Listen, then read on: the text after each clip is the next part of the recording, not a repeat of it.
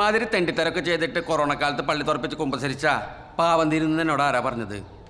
അല്ലച്ചോ, ബൈബിളിലൊക്കെ പാപം ചെയ്തിട്ട് കുമ്പസാരിച്ചാൽ മതി എന്നല്ലേ പറയണേ? അതൊരുമാതിരിപ്പെട്ട പാപൊക്കെ.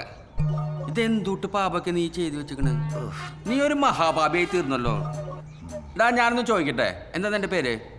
ഗോഡ്സൺ. അതിന്റെ അർത്ഥം എന്താ? ദൈവപുത്രൻ അല്ലേ?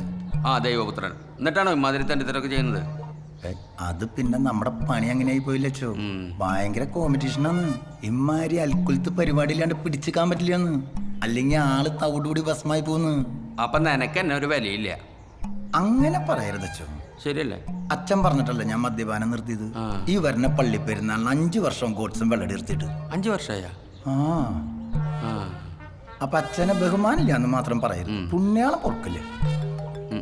ഇതിപ്പോ ആരത്? ആക്കോട്ടാ.